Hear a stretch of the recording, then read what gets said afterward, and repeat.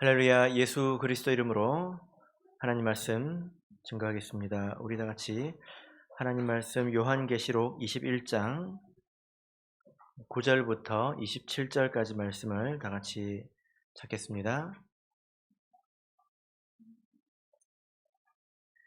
요한계시록 21장 9절에서 27절까지의 말씀을 저와 여러분이 한 절씩 교독하겠습니다. 9절. 일곱 대접을 가지고 마지막 일곱 재앙을 담은 일곱 천사 중 하나가 나와서 내게 말하여 가로되 이리 오라. 내가 신부 곧 어린 양의 아내를 내게 보이리라 하고,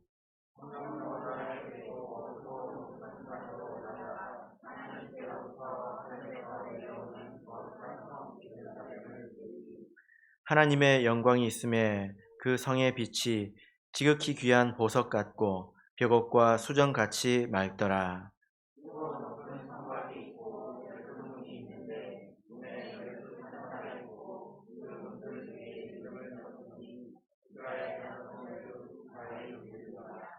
동편의 세 문, 북편의 세 문, 남편의 세 문, 서편의 세 문이니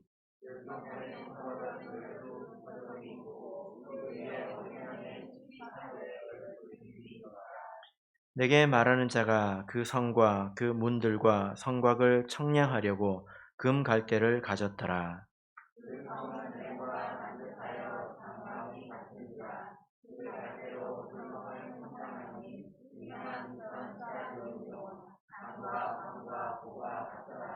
그 성곽을 청량함에 144규빗이니 사람의 청량 곧 천사의 청량이라.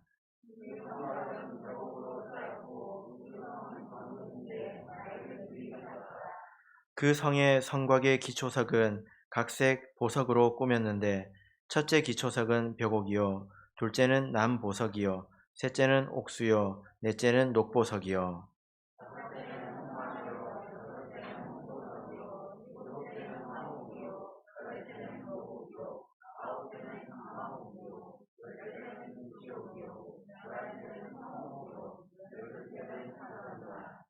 그 12문은 12진주니 문마다 한 진주요, 성의 길은 맑은 유리 같은 정금이더라.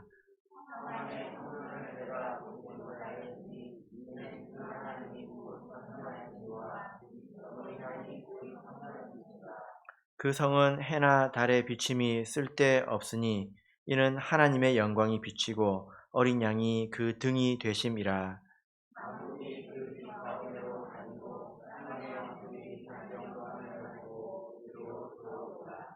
성문들을 낮에 도무지 닫지 아니하리니 거기는 밤이 없음이라.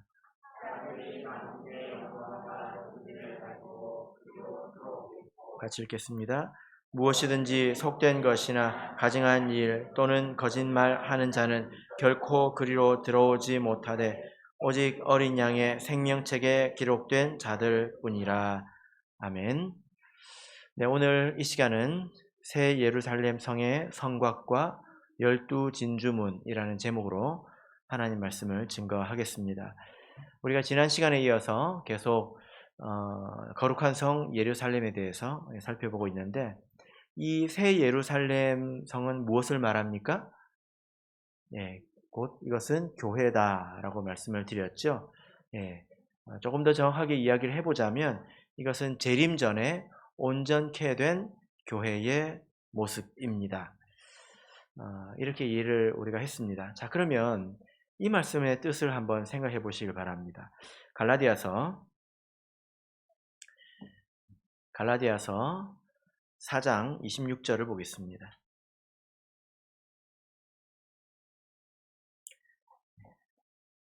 갈라디아서 4장 26절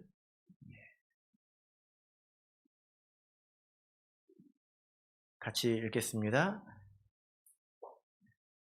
시작. 오직 위에 있는 예루살렘은 자유자니 곧 우리 어머니라. 위에 있는 예루살렘은 자유자니 곧 우리 어머니라. 예루살렘은 무엇이다? 우리의 어머니다. 이렇게 말씀을 하고 있습니다. 이 예루살렘은 무엇을 말합니까? 예, 교회, 그리고 교회의 바른 복음을 말하죠. 그러니까 이 교회는 우리의 어머니다, 이렇게 말씀을 하는 것입니다. 교회는 우리의 어머니다. 여러분, 이 말이 어떻게 이해가 되십니까? 이 말이 맞죠? 예, 우리가 엄마의 뱃속에서 태어나듯이 우리도 교회를 통해서 영적으로 태어나지 않습니까? 예, 그래서 교회는 우리의 어머니다, 이렇게 말씀을 하고 있는 것입니다. 자, 그러면 여러분, 아버지가 중요할까요? 어머니가 중요할까요? 이재윤 형제? 아버지가 중요할까요? 어머니가 중요할까요? 똑바로 한번 대답해 보세요. 네. 둘 다 이런 거 빼고. 잘 모르겠습니다. 그렇게 대답할 줄은 몰랐네. 예. 어리석은 질문이죠. 네, 아버지가 좋으냐, 엄마가 좋으냐, 어리석은 질문입니다. 그런데 생각해 볼 가치는 있는데요. 왜냐하면 이것을 우리가 신앙적으로 생각해 볼 때 그렇다는 것입니다. 아브라함에게 자녀가 몇 명 있었습니까? 네. 몇 명 있습니까? 예, 성경을 읽은 대로 나오죠. 예, 이삭이 있고 또 이스마엘이 있죠. 근데 그 이후에 또 그두라를 통해서 낳은 자녀가 6이 더 있습니다. 총 8인데요. 근데 성경 어디를 보면 자녀가 둘이라고도 하고, 그리고 또 아브라함에게 그 뭐라고 합니까?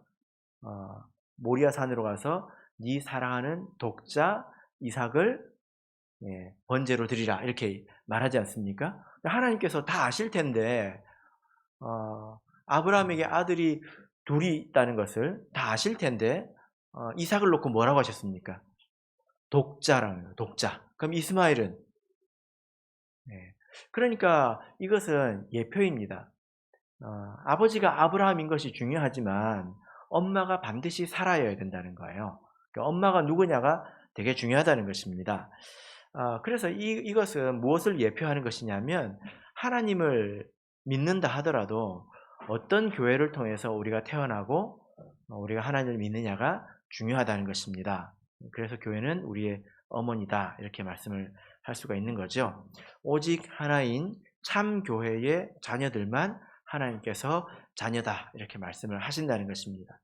그러니까 여러분, 이 하나님을 믿는 것이 당연히 중요하죠.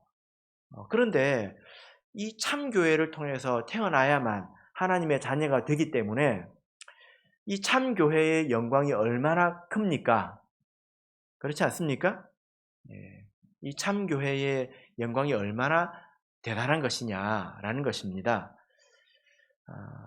근데 이것을 아무나 알아보는 건 아니죠.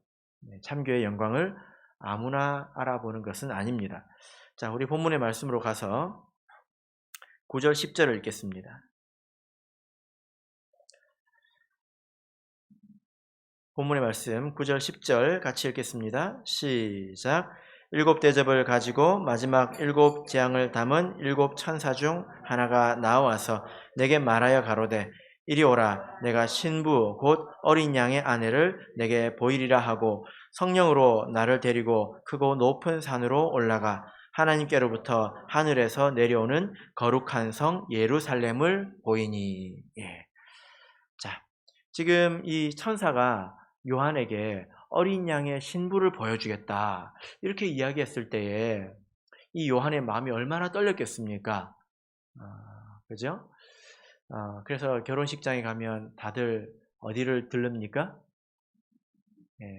신부 대기실을 들러가지고 꼭 사진을 한 번씩 찍지 않습니까? 어린 양의 신부를 보여주겠다 했습니다. 이 어린 양의 신부는 곧 새 예루살렘 성이죠. 10절에 보면 그렇게 나와 있습니다. 그런데 아무나 이렇게 볼 수 있는 건 아니라는 거예요. 어떻게 볼 수 있을까요? 자, 10절을 보시면 성령으로 나를 데리고 크고 높은 산으로 올라갔다, 이렇게 말씀하고 있지 않습니까? 그러니까 이 교회의 영광, 이것을 아무나 알아보는 게 아닙니다. 그냥 이게 교회라는 것이 멋들어진 건물이 있기 때문에 또 사람이 많기 때문에 그 영광을 이렇게 보는 것이 아니라 이것은 영적으로 본다는 거죠. 그죠? 자, 그래서 10절을 보시면 성령으로 나를 데리고 이렇게 말하고 있습니다. 이 성령으로라는 말은 성령 안에서라는 뜻이에요. 이것은 성령 안에서 성령을 통해서만 깨달을 수 있다는 것입니다. 만약에 여러분 여기 보십시오. 만약에 여러분들이 눈이 열려서 여기 있는 천사를 본다면 여러분들 눈이 더 커질 겁니다.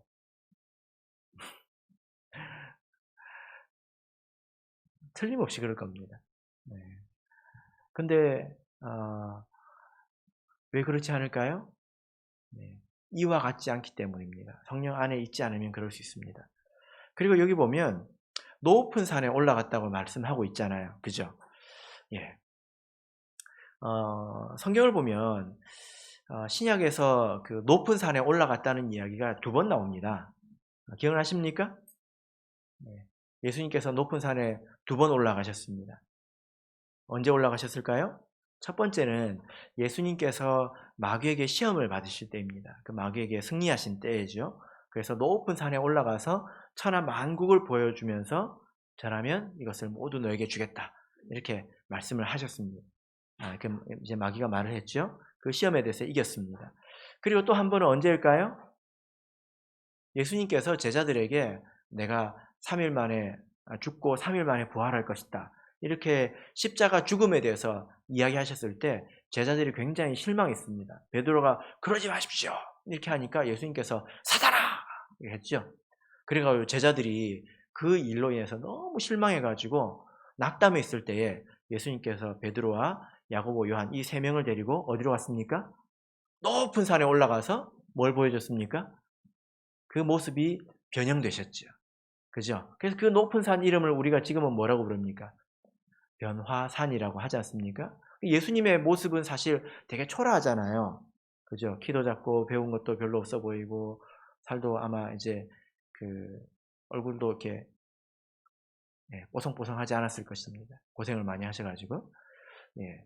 그런데 그런 육신적인 모습을 보는 것이 아니라 옷도 비싼 걸 안 입으셨을 거예요. 그런데 그 산에 올라가서 그 영적인 그 예수님의 본체를 이제 보여주신 것 아니겠습니까? 그러니까 제자들이 어떻게 됐나요? 갑자기 바뀌었죠. 그래서 뭐라고 말합니까? 여기 있는 것이 좋사오니 이렇게 말을 하지 않습니까? 이게 높은 산에서 있었던 일입니다. 그러니까 이 높은 산에 있다고 하는 것은 영적으로 눈이 떠졌다는 거예요. 성령 안에서 마귀의 시험을 이기고 영적인 눈을 떴다는 것입니다. 그래서 성령의 인도를 받고 있다는 거죠. 그런 사람들은 이 참교회를 볼 때 우리가 드리는 이 예배 자리를 볼 때 육신적인 눈으로 보는 것이 아니라 영적인 눈을 가지고 이것이 얼마나 귀하고 아름다운 것인가 이것에 감격하면서 예배를 드리고 교회를 바라보게 될 것입니다. 그래서 이 요한 사도도 성령의 인도하심을 받아서 높은 산에 가서 교회의 영광을 이제 보았던 것입니다. 아마도 이 요한 사도는 높은 산에 올라가서 그 예수님의 변형된 모습을 본 자이지 않습니까? 아마 그때가 생각났을런지 모르겠네요. 자, 이제 본격적으로 이 새 예루살렘의 모습이 어떠한지를 이 요한이 그 높은 산에 올라가서 본 모습이 어떠한지를 우리가 같이 보도록 하겠습니다. 자, 15절을 보겠습니다. 자, 15절 읽겠습니다. 시작. 내게 말하는 자가 그 성과 그 문들과 성곽을 청량하려고 금 갈대를 가졌더라. 예. 자, 오늘 본문이 좀 길지 않습니까? 이 새 예루살렘 성에 대해서 기록하고 있는 이 모습이 좀 말씀이 긴데요. 그런데 3가지로 구분해서 말씀을 하고 있습니다. 어떻게 구분하고 있습니까? 성 그 자체의 모습에 대해서 먼저 말씀하고 있고요. 그리고 거기 있는 문들, 그리고 거기 성곽에 대해서 이야기하고 있습니다. 총 3가지로 나눠서 이 말씀을 살펴볼 수가 있습니다. 이 성 그 자체, 그리고 문들, 그리고 성곽, 이것은 교회의 모습을 말하는 것입니다. 눈에 보이는 교회 모습을 말하겠습니까? 당연히 아니겠죠. 이것은 이 교회를 이루고 있는 신도들의 신앙과 그 덕목, 이것을 상징적으로 표현하는 것입니다. 근데 이 갈대로 청량을 하죠. 근데 예전에 청량한 적이 있었습니다. 그때는 뭘로 청량했습니까? 지팡이 같은 갈대였죠. 근데 지팡이는 사실은 몽둥이입니다. 그때는 갈대인데 몽둥이 같은 갈대였고, 지금은 어떤 갈대입니까? 금갈대라는 거예요. 그러니까 이것은 하나님의 기준에 맞는 모습이라는 것입니다. 하나님 보시기에 정금과 같다, 이제 합당하다, 이제 그런 모습이겠죠. 자, 그래서 여기 표해 있는 뭐 성은 어떻고 성곽은 어떻고 문들은 어떻고, 이것들은 다 우리의 온전케 된 모습에 대해서 이것을 묘사한 거라는 거예요. 그럼 우리가 이것을 배워야 되겠죠. 자, 16절을 읽겠습니다. 16절 읽겠습니다. 시작. 그 성은 네모가 반듯하여 장광이 같은지라. 그 갈대로 그 성을 청량하니 12,000 스타디온이요 장과 광과 고가 같더라. 예. 자, 먼저 성을 살펴보겠습니다. 예루살렘 성 그 자체입니다. 이 성의 모습이 어떠합니까? 여기 보면 네모 반듯하다 이렇게 말씀하고 있죠. 그리고 장과 광과 고가 같다. 이것은 뭡니까? 길이와 너비와 높이가 같다. 이렇게 말씀하고 있습니다. 네모 반듯한데 높이도 같다는 거예요. 이런 걸 뭐라고 그러죠? 정육면체. 뭐라고 하면 좋을까요? 이렇게 주사위 같다. 주사위 같이 생겼다는 거예요. 자, 그런데 각 한 그 면의 길이가 얼마나 됩니까? 12,000 스타디온입니다. 이 스타디온은 예전에 살펴봤는데요. 1 스타디온은 192m입니다. 대략. 그러니까 한 200m 정도 된다고 생각하면 되겠죠. 그러면 12,000 스타디온은 얼마나 될까요? 계산을 해보면 2,300km 정도 됩니다. 2,300km. 그러니까 그 새 예루살렘 성의 한 면의 길이가 2,300km라는 거예요. 우리나라 남한 서울에서 부산까지 몇 킬로입니까? 400km 정도 되죠. 그러니까 이 성이 얼마나 큰지 아시겠죠? 그죠? 우리나라보다 훨씬 큽니다. 그런데 이 높이도 그렇다는 거예요. 높이가 이 성의 높이가 얼마나 됩니까? 2,300km입니다. 이게 얼마나 높은지 별로 느낌이 안 오시죠? 여러분, 비행기가 날아다니는데 보통 비행기가 그 날아다니는 높이가 얼마 정도 되는지 아십니까?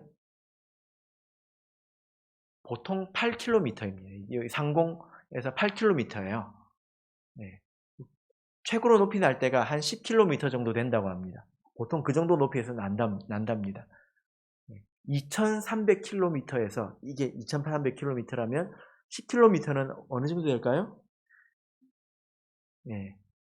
거의 첫 번째 벽돌에서 비행기가 날아다닐 것 같습니다. 그죠? 이렇게 생각을 해보시면 이 성의 규모에 대해서 생각을 해보실 수가 있을 텐데, 이것은 아주 크고 또 아주 높은 그런 성입니다. 그런데 그 특징에 대해서 이렇게 말씀을 하고 있는데, 자, 11절을 보시겠습니다. 11절 읽겠습니다. 시작.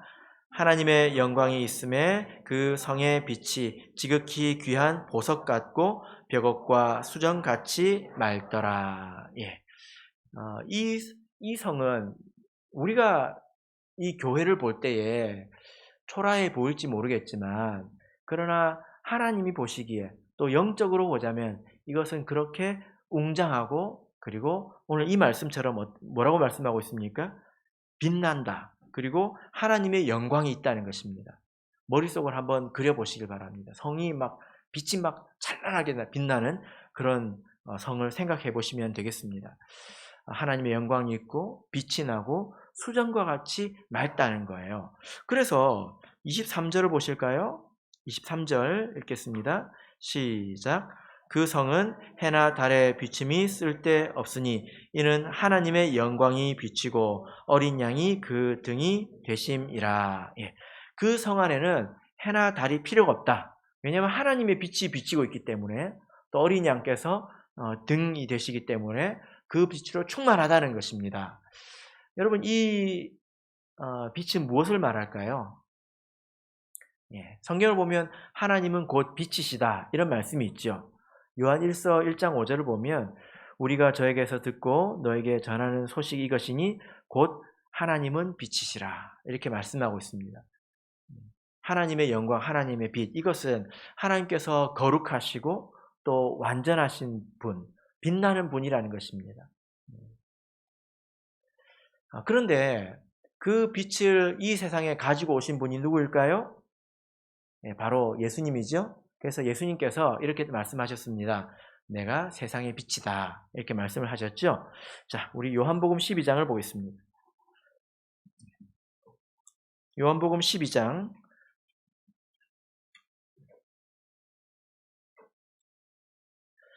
요한복음 12장 35절을 보겠습니다. 요한복음 12장 35절 같이 읽겠습니다. 시작. 예수께서 가라사대 아직 잠시 동안 빛이 너희 중에 있으니 빛이 있을 동안에 다녀 어두움에 붙잡히지 않게 하라. 어두움에 다니는 자는 그 가는 바를 알지 못하느니라.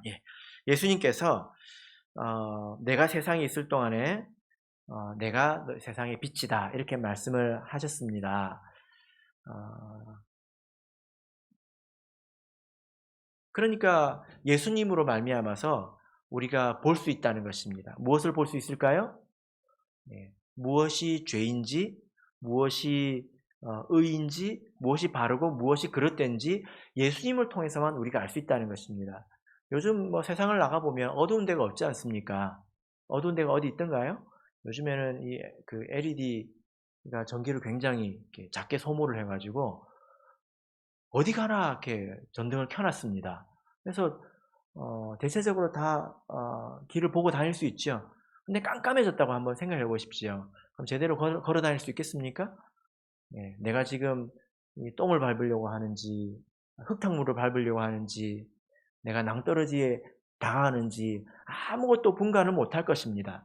그러니까 이 세상이 어둠이라고 하는 것은 이런 전등이 없다는 것이 아니라 무엇이 옳고 그른지 무엇이 바른 것인지를 판단을 못한다는 것입니다. 세상 스스로 그렇다는 거예요. 그런데 예수님께서 이 빛을 가져오셔서 세상에 무엇이 의인지 죄인지 드러내셨고 세상 사람들로 참 하나님을 보게 하셨다는 것입니다. 그죠? 그런데 이 말씀을 보면 뭐라고 말씀하고 있습니까? 잠시 동안 빛이 너희 중에 있으니 예수님께서 계속 너희와 함께 있는 것이 아니라 잠시 동안 너희와 함께 있다. 이것은 예수님께서 곧 승천하실 것을 죽으시고 부활하시고 승천하실 것을 말씀하신 것입니다. 그럼 이제 세상에 빛이 없습니까? 이제 누가 세상의 빛일까요? 아시죠? 자, 마태복음 5장을 보겠습니다. 마태복음 5장 14절부터 16절 보겠습니다.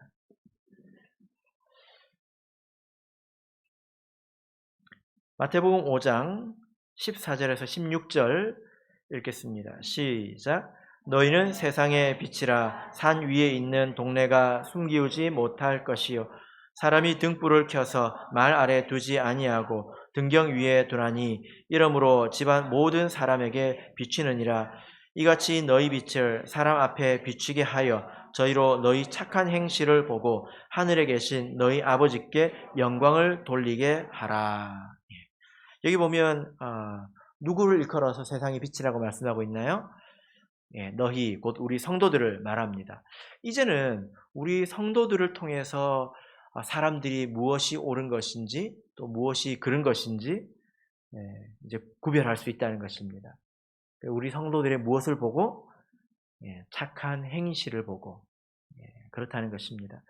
그래서 우리 성도들을 통해서 세상 사람들이 참 하나님을 알 수 있고 무엇이 바르게 행하는 것인지를 알 수 있으니까 우리가 세상의 빛이라는 것이 맞는 말이죠. 그죠?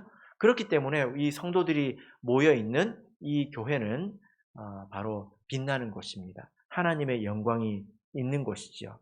빛 대신 하나님이 계신 곳이다라는 겁니다. 그러니까 마지막 교회의 모습은 어떻습니까? 성도들의 착한 행실로 빛나는 것입니다. 그리고 그래서 무엇이 더러운 것인지 무엇이 옳은 것인지 이것을 확실하게 분별할 수 있는 곳이 바로 교회다라는 것입니다. 자, 이제 본문의 말씀으로 돌아가서 17절, 18절 읽겠습니다. 17절, 18절 읽겠습니다. 시작. 그 성곽을 청량함에 144 규빗이니 사람의 청량 곧 천사의 청량이라. 그 성곽은 벽옥으로 쌓였고 그 성은 정금인데 맑은 유리 같더라. 예. 자, 두 번째 청량한 것은 성곽입니다. 성곽. 여러분, 성곽이 무엇입니까? 예. 그 성벽을 말하죠. 예, 성벽을 말하는데 이것은 안과 밖을 나누는 경계입니다. 분리하는 것입니다. 그런데 여러분, 옛날 우리 성을 좀 가보시면요, 어떤 식으로 되어 있냐면 성을 그냥 벽돌 하나로 쭉 이렇게 세우면 힘을 못 받습니다. 예, 쉽게 무너지겠죠. 그죠? 그래서 이 성벽을 어떻게 했는지 보셨습니까? 마치 그 집처럼 지었어요. 집을 삥 둘러서 지은 것 같습니다. 벽인데 이 안에 공간이 있어요. 저만 봤나요? 네. 그래서 그 안을 창고로 쓰기도 하고 그리고 사람이 이제 살기도 하죠. 그죠? 그래서 그 위에 올라가가지고 화살을 쏘기도 하고 이 성벽이라고 하는 것이 단 하나의 벽이 아니라 두께가 있다는 거예요. 네. 그런데 이 성곽에 대해서 이야기를 하고 있는데 아까 성곽의 그 높이는 얼마였습니까? 12,000 스타디온이에요. 근데 여기서 성곽을 청량했는데 이것은 아마도 성의 두께를 말할 것입니다. 근데 이 두께가 얼마입니까? 144 규빗입니다. 144 규빗을 환산하면 약 65m 정도 됩니다. 성벽의 두께가 얼마라고요? 65m라는 거예요. 되게 두껍죠. 성벽의 두께가 이렇게 두꺼운 것을 우리가 이제 볼 수가 없습니다. 아주 두껍다는 것입니다. 그런데 65m라서 두껍다는 것이 아니라 이것을 144 규빗으로 표현했다는 거예요. 144는 어디서 많이 본 숫자지요? 뒤에 동그라미가 3개 붙으면 뭐가 됩니까? 14만 4천이 되지 않습니까? 그러니까 144라고 하는 것은 성경 안에서 상징적인 숫자입니다. 이것은 완전하다는 거예요. 12 곱하기 12가 144이죠. 그죠? 그래서 이것은 완전하다, 완전한 두께라는 것입니다. 그러니까 이 성곽이라고 하는 이것에 대해서 측량했을 때 이것은 완벽하게 안과 밖을 분리했다는 것입니다. 이것은 뭘 말할까요? 이 성의 안과 밖은 완전하게 구별되어 있다는 것인데 이것은 성도들의 그 삶의 모습이 또 성도들의 그 모든 것이 세상과는 완전히 구별되어 있다는 것입니다. 완전히 다르다는 거예요. 자, 로마서 12장을 보겠습니다. 로마서 12장 1절 2절을 보겠습니다.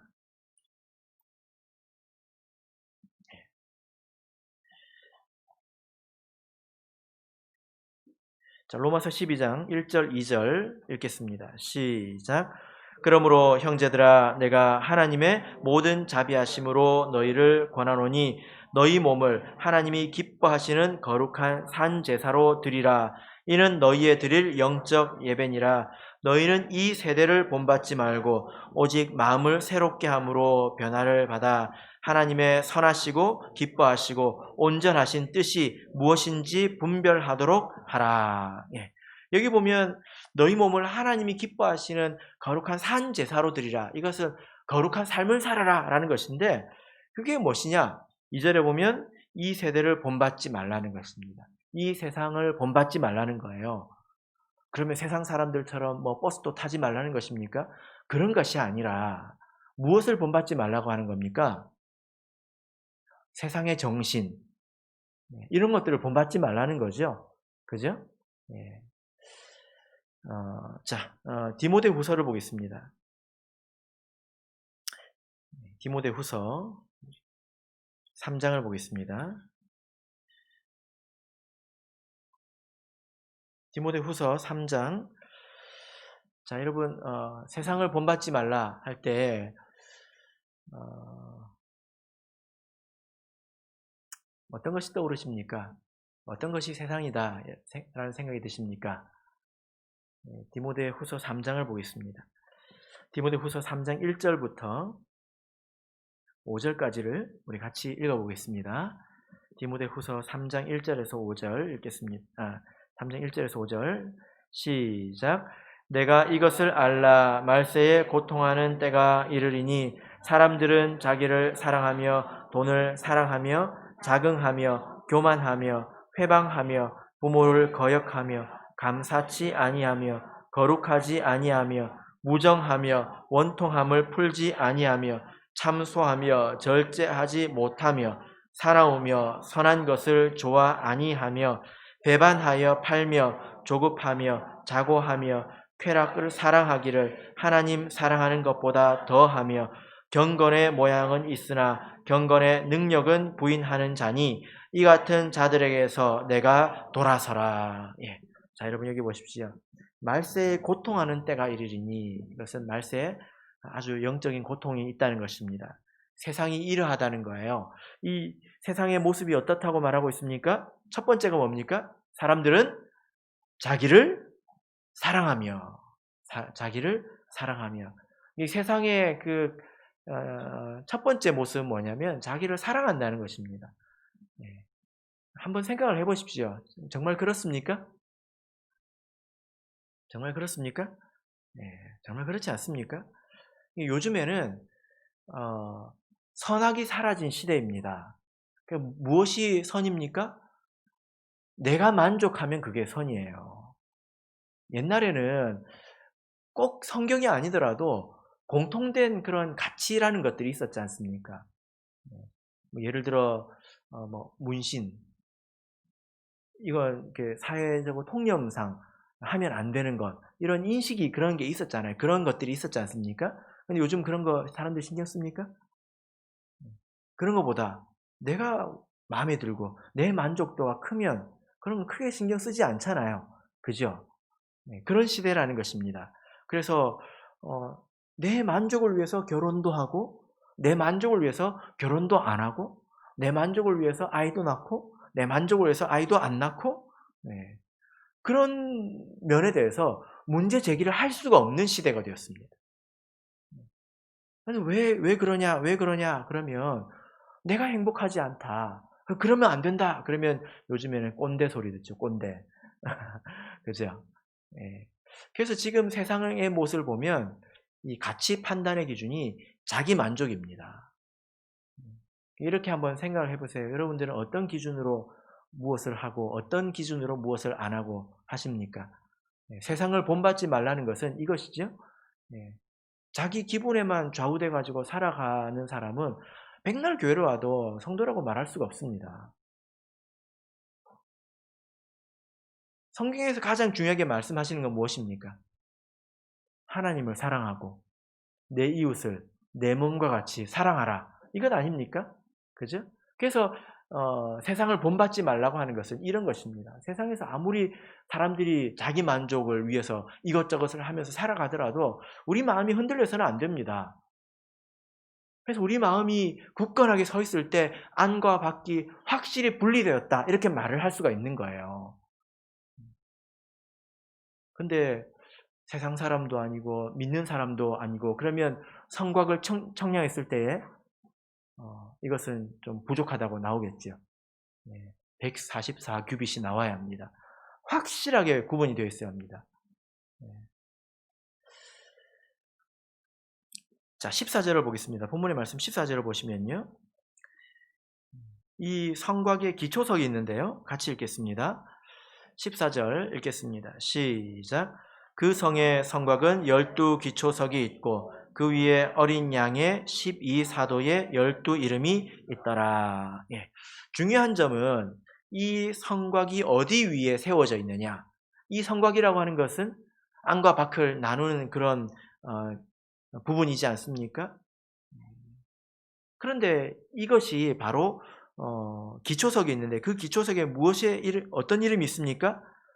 12사도의 이름이 있다는 것입니다. 이 말씀은 교회와 세상을 구분하는 그 내용이 사도의 가르침에 근거해야 된다는 거예요. 왜 이런 말씀이 있을까요?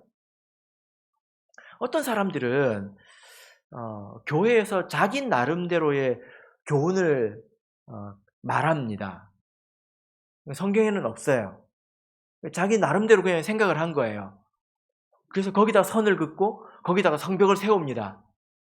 그럼 됩니까? 안 됩니까? 되나요? 안 되나요? 안 되죠. 그죠? 그 성벽은 아무리 두꺼워도 잘못된 기초석 위에 있다는 것입니다. 에베소서 2장 20절을 보겠습니다. 에베소서 2장 20절입니다. 에베소서 2장 20절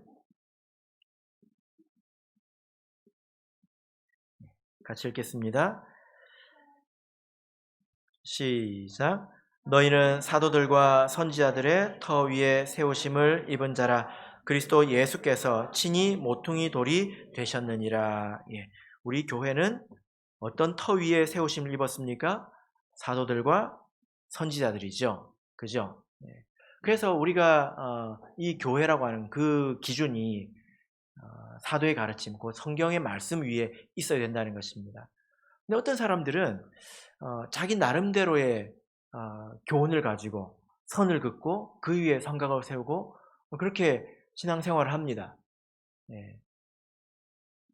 이건 잘못된 거죠. 예를 들면 어떤 사람이 교회에 꼭 나가야 되냐, 교회 꼭 나가지 않아도 마음으로 하나님만 잘 믿으면 된다라는 생각을 가지고 거기에 선을 긋고 거기에다가 성벽을 열심히 쌓아서 신앙생활을 했다고 생각해 보십시다. 자기는 안에 있다고 생각했지만 사실은 거기는 아니에요. 거기는 바뀝니다. 자기가 성벽을 잘못 친 거죠. 그죠? 그래서 말세의 이 교회는 하나님의 말씀 위에 서 있다는 것입니다. 진리의 가르침대로 그대로 서 있다는 것입니다. 자, 본문의 말씀으로 돌아가겠습니다. 12절, 13절 마지막으로 여기 있는 12진주문에 대해서 보도록 하겠습니다. 12절, 13절 읽겠습니다. 시작. 크고 높은 성곽이 있고 12문이 있는데 문이 12천사가 있고 그 문들 위에 이름을 썼으니 이스라엘 자손 12지파의 이름들이라. 동편의 세 문, 북편의 세 문, 남편의 세 문, 서편의 세 문이니. 예. 여러분 이 예루살렘 성은요 엄청나게 높아서 아무도 들어갈 수가 없습니다. 근데 안과 밖이 통하는 그런 통로가 있습니다. 그게 뭐죠? 이 12개의 문이죠. 동서남북 3개씩 뚫려 있는 바로 이 문입니다. 그러니까 이 문이라고 하는 것은 안과 밖을 연결하는 유일한 통로라는 거예요. 근데 여기 있는 문이 몇 개입니까? 12개이죠? 근데 문이 어떻게 나 있습니까? 동서남북 사방으로 3개씩 이렇게 나 있습니다. 그러니까 이 문이라고 하는 것은 모든 세상을 향해서 다 열려 있다는 것입니다. 동쪽에서도 올 수도 있고 서쪽에서 남쪽에서 북쪽에서 다 올 수 있다는 것입니다. 그러니까 모든 사람을 향해서 이 문이 열려 있다는 거예요. 그래서 혈통이나 인종이나 뭐 배움의 정도나 이런 것과 상관없이 누구든지 들어올 수 있다라는 것입니다. 그리고 25절을 볼까요? 25절 읽겠습니다. 시작. 성문들을 낮에 닫지 아니하리니 거기는 밤이 없음이라. 여러분 이런 문을 보셨습니까? 이 문이 있으면 열고 닫는 것이 있지 않습니까? 근데 이 문은 항상 열려 있다는 거예요. 예. 항상 열려 있다는 것입니다. 그러면 여러분, 이 문은 아무나 들어올 수 있는 건 아닐까요? 아무나 막 들어오면 어떻게 되죠? 예. 우리가 그런 걱정을 할 필요가 없습니다. 왜냐하면요, 21절을 보면 이 문이 진주문이기 때문입니다. 자, 21절 같이 읽겠습니다. 시작. 그 12문은 12진주니 문마다 한 진주요 성의 길은 맑은 유리 같은 정금이더라. 예. 여기 보면 그 12문은 어떤 문입니까? 진주문이죠. 진주문. 12문은 진주입니다. 성경 안에서 이 진주는 진리를 상징합니다. 예. 마태복음 7장을 보겠습니다. 마태복음 7장 6절을 보겠습니다.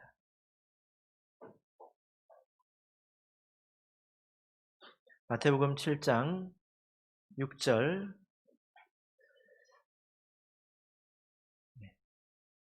같이 읽겠습니다. 마태복음 7장 6절 읽겠습니다. 시작. 거룩한 것을 개에게 주지 말며 너희 진주를 돼지 앞에 던지지 말라. 저희가 그것을 발로 밟고 돌이켜 너희를 찢어 상할까 염려하라. 예. 여기 보면 진주를 누구한테 주지 말라고 했습니까? 돼지. 예. 누가 돼지일까요? 예. 돼지 분별법이 있습니다. 체중계를 가져와가지고 나갈 때마다 이렇게 한 명씩 올라가서 예, 달아보는 거예요. 그러면 누가 돼지인지 알 수 있습니다. 예.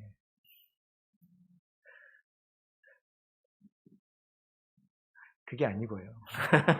그게 아니고 진주를 줘보면 압니다. 진주를 줬을 때 진주를 주면 땡큐 해야 되잖아요. 그죠? 진주를 줬는데 도리어 그걸 발로 밟고 와가지고 들이받으면 그게 돼지예요. 살쪘다고 돼지가 아니라 성경적으로 보면 진주를 줘보면 압니다. 진주를. 돼지가 되게 더러운 환경에 살지 않습니까? 자기가 똥 싸고 거기다 막 몸을 막 부비고 막 그러지 않습니까? 그걸 여러분들 맛있다고 먹잖아요.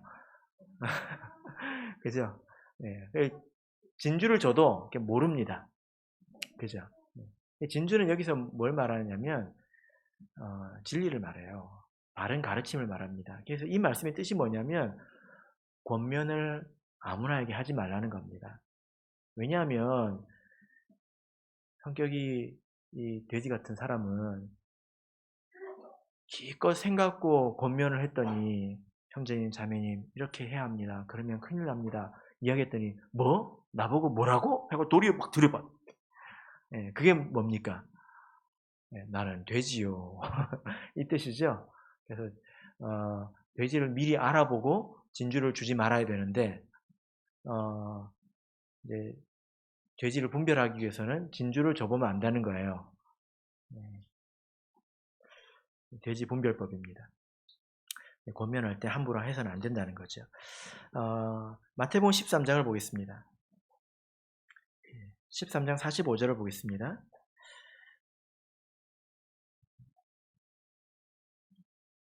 마태복음 13장 45절 46절 읽겠습니다. 시작.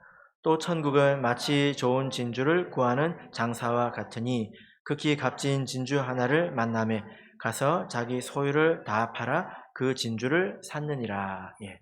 이것은 천국의 비유인데요. 이 천국은 마치 이와 같다는 것입니다. 여기서 말하는 진주는 진리를 말합니다. 이 진리를 만났습니다. 그런데 이 진리를 내가 만나서 들었고 안다고 해서 배웠다고 해서 내 것이 아니죠. 실제로 그 진리에 순종하고 이 진리대로 살아가려면 내가 대가를 치러야 된다는 거예요. 많은 분들이 구도자 교육을 받습니다. 그래서 여러분들이 배우는 거 똑같이 배우고 똑같이 압니다. 근데 그분들은 와 진짜 좋은 진주가 있네 하고 만나고 그 중에 가는 분들이 있습니다. 왜 갈까요?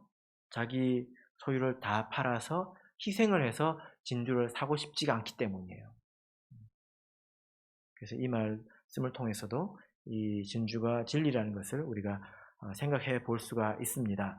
그러니까 이 성을 들어오는 문은 진주문인데, 이 말은 무슨 말이냐면 진리가 아니고서는 아무도 이 성 안으로 들어올 수가 없다는 것입니다. 학식이 있다고 해서, 돈이 많다고 해서, 잘생겼다고 해서 그런 이유로 이 성을 들어올 수 있는 게 아니라 무엇을 통해서만? 진리를 통해서만 이 성으로 들어올 수 있다는 것입니다. 그리고 이 성문에는 천사가 지키고 있죠. 그죠? 그래서 우리는 진리를 통해서 이 성 안으로 들어왔습니다.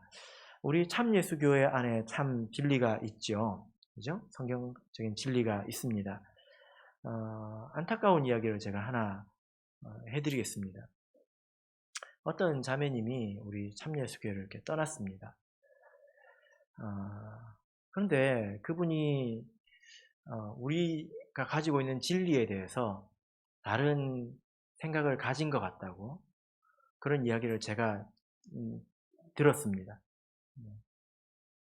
그래가지고 제가 이제 교육을 할 때, 예를 들어 이제 뭐 구도자 교육을 한다거나 뭐 이런 교육을 할 때 그분도 오게 했습니다. 그래서 그때 이제 그것을 가르쳤습니다. 몇 번을 가르쳤습니다. 그리고 그때 표정이 이거였습니다. 그래서 저는 다 이해했구나 이렇게 생각을 하고 제가 이제 넘어갔습니다. 그런데 그게 아니었어요. 사실은 속으로 여전히 다른 생각을 품고 있었던 것입니다. 그리고 이제 제가 그 교회를 떠나고 나중에 들은 소식은 교회를 떠났다는 것이었습니다. 다른 진리를 품고 있지 않으면 여기에 있을 수가 없다는 거죠. 그죠? 제가 우리 성도님들께 이런 말씀을 드리고 싶습니다. 우리 교회에서 전하는 진리에 대해서 이해가 안 되면 다른 생각을 품고 계속 앉아있지 마십시오. 반드시 병듭니다. 이 성 안에 머물러 있을 수가 없습니다. 이해가 안 되면 와서 질문을 하셔야 합니다.